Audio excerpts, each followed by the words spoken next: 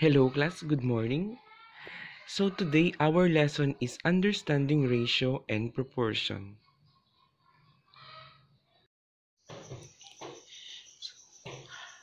A ratio is a comparison of number or quantities. It deals with the relationship between quantities relative to each other. So let's have this example. The ratio of triangles to square. So when we write the ratio of triangle to square, we need to consider the term or the first term is stated in the question. Since the first term is triangle, then we should write first the number of triangles. 1, 2, 3. So 3. Then next is square. 1, 2, 3, 4, 5, 6, 7. So the ratio of triangles to square is 3 to 7.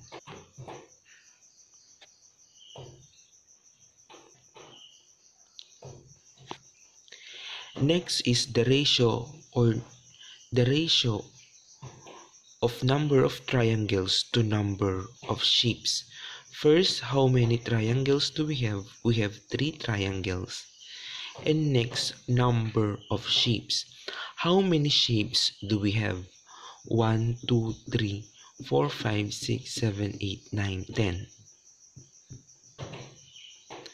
So the ratio of numbers of triangle to number of shapes is 3 to 10.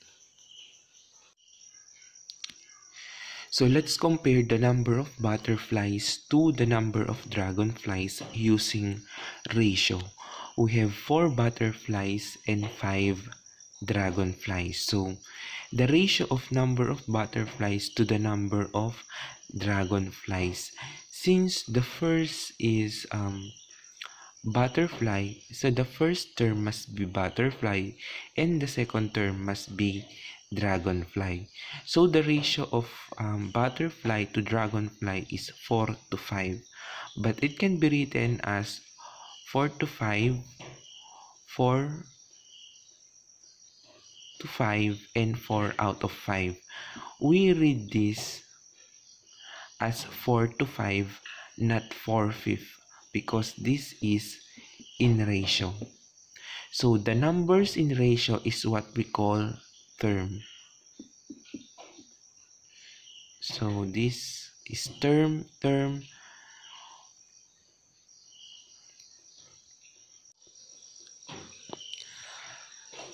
June cut a piece of wire 18-meter long into 3 pieces in the ratio of 2 to 3 to 4.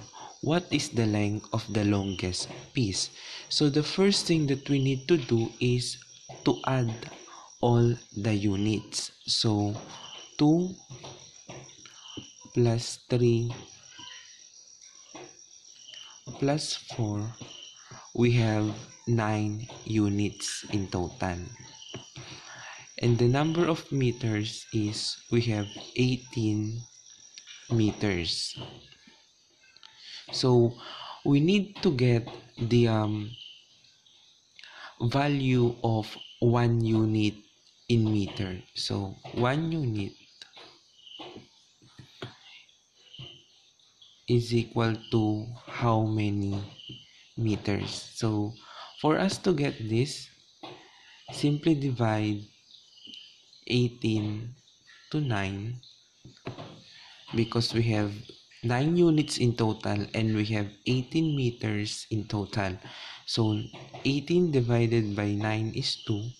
2 times 9 is 18, then 0.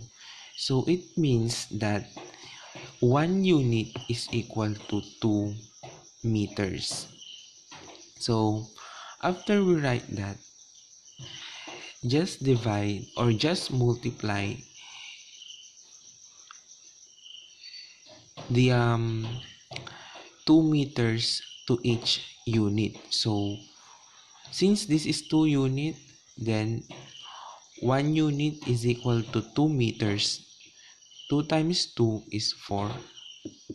Next, 2 and 3, 6. Next, 2 and 4 is 8. So, the longest or the length of the longest piece is 8 meters.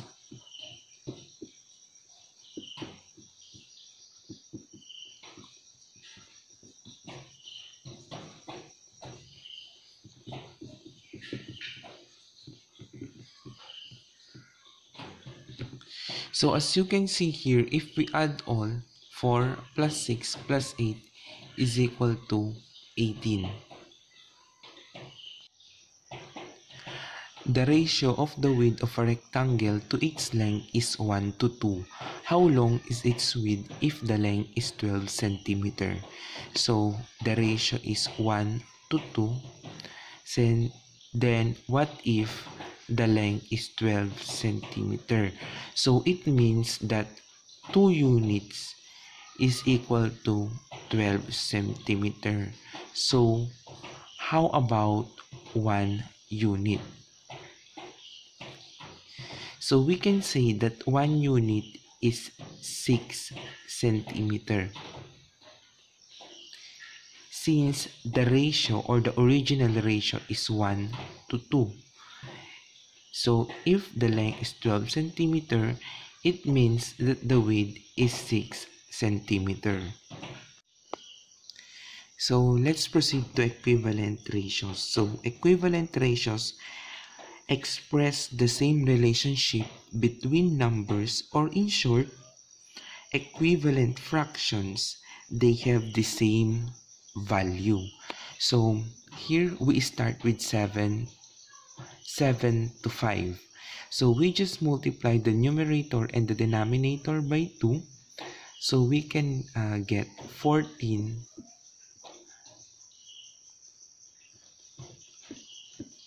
to 10. Then next is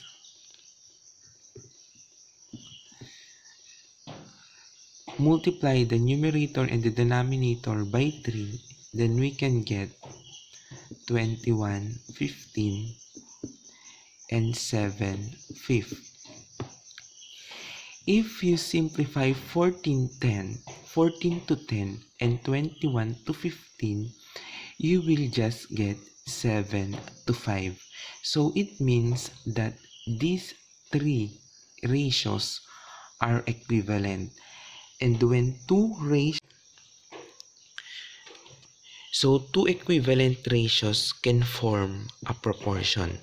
For example, 7 to 5 and 14 is to 10. Since in our previous example, we show that these two ratios are equivalent, then we can say that they are proportion. 7 to 5 is equivalent to 14 to 10. And we read this as 7 is to 5 as 14 is to 10.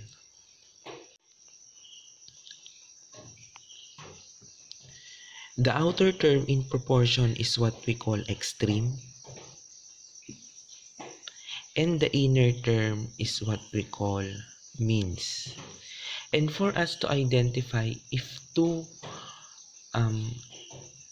ratios are proportion, the means or the product of the mean must be equal to the product of the extremes.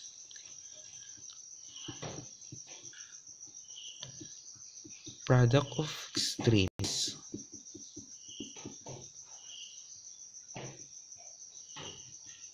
is equal to product of the means. For example here, let's get the product and the product of the extreme and the means. So 7 times 15 is, this must be 10. 7 times 10 is 70. 5 times 14 is 70. Since the product of the extremes and the means is equal, then we can say that these two ratios are proportion. Let's solve the missing value of this proportion. So we have 3 to 6 is equal to blank to 10. So how can we solve this one? Just do the cross multiplication. 3, 6. Let's say the missing value is n and 10. Then do the cross multiplication. 6n is equal to 30. 6 times n, 3 times 10. Then after that, for us to get the value of n, multiply both sides by 6 to cancel 6. Then n is equal to 30 divided by 6 is 5. So 3 to 6 is equal to 5 to 10.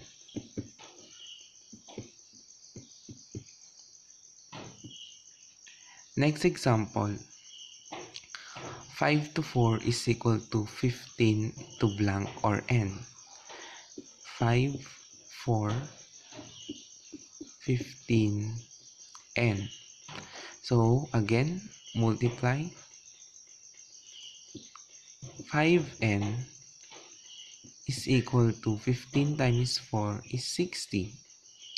Then multiply both sides by 5. Then n is equal to 12. So 5 to 4 is equal to 15 to 12.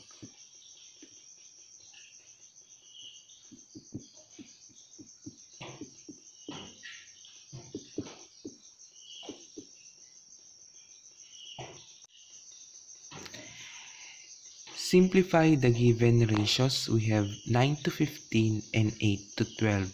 So in simplifying ratio, just get the common or the greatest common factor, or what is the biggest non-zero number or the biggest number that you can divide to the terms of the ratio. So what do you think is the biggest number that you can divide to 9 and 15? The greatest common factor of 9 and 15 is 3. So we can divide both terms by 3.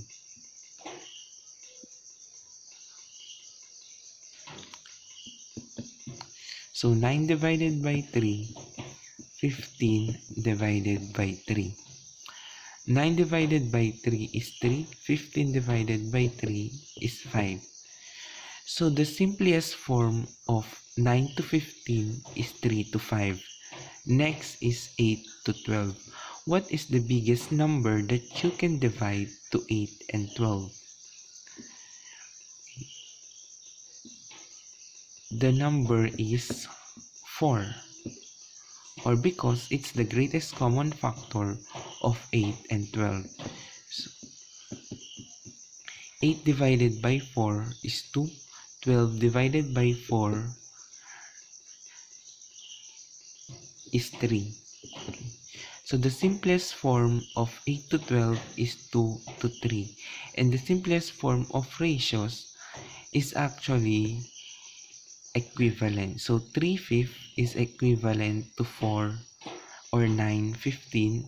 2/3 is equivalent to 8, 12. This is what we call three-term ratio because you are comparing three quantities with the same unit. So 1, 2, 3. That's why we call it three-term ratio. 1 to 3 to 5. Comparing kilometers to hours is a special kind of ratio called rate. And rate is a comparison of two different units, just like our example, kilometer and hour. So 80 kilometer per hour. So he travels 80 kilometer per hour. What about if blank kilometer in 2 hours? So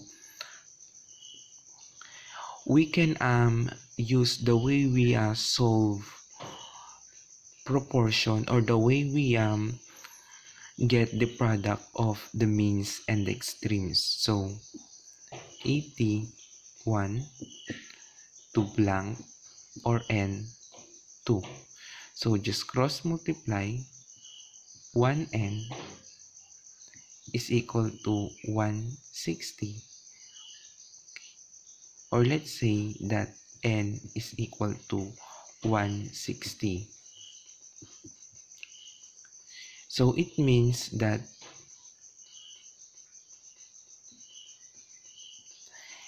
if in 1 hour 80 kilometer, then in 2 hours we have 160 kilometer. For your activity, answer check your understanding on page 219. Take a photo of your answer, send it via private message.